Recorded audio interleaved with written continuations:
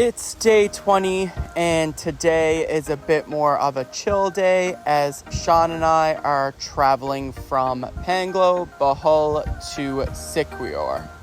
We started the day at Overgrown Cafe and Bar, which was one of our favorite cafes that we found in Panglao, and then we hit the road towards the port where we were getting a ferry to Siquijor. We were actually quite impressed with this port. There was lots of offerings when we got inside, such as coffee, food places.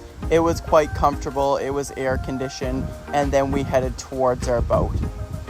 I was also quite impressed with the boat compared to what I'm used to seeing in Southeast Asia. This was pretty comfortable, it wasn't overcrowded. There was lots of places to lie down and sleep, which I did.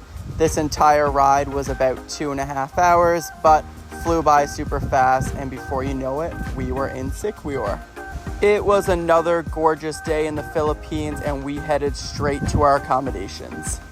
We stayed at Panglao, which is probably best known in Siquijor for its Italian restaurant, which is quite popular, but they also have accommodations, and as you can see, this place is absolutely gorgeous.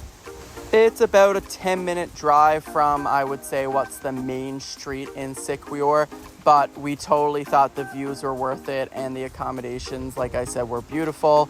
We then got our motorbikes and we headed to Fig. This is a restaurant and cafe, so we went here to grab some coffee as well as some food. Sean got some pizza and I got a panini that came with some fries. And then we jumped on our motorbikes and headed to this cliff jumping spot. When we arrived, we were actually told that the tide was up and the waves were quite insane. So at the current moment, you weren't allowed to cliff jump, but the views were still beautiful. And as you can see here, it's quite the destination to do cliff jumping if the conditions are right.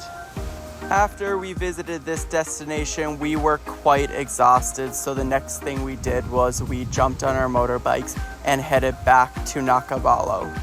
Luckily for us, this was the perfect destination to just have a chill night and relax. As you can see, the infinity pool is absolutely beautiful, and it's not crowded at all. I was the only one in the pool.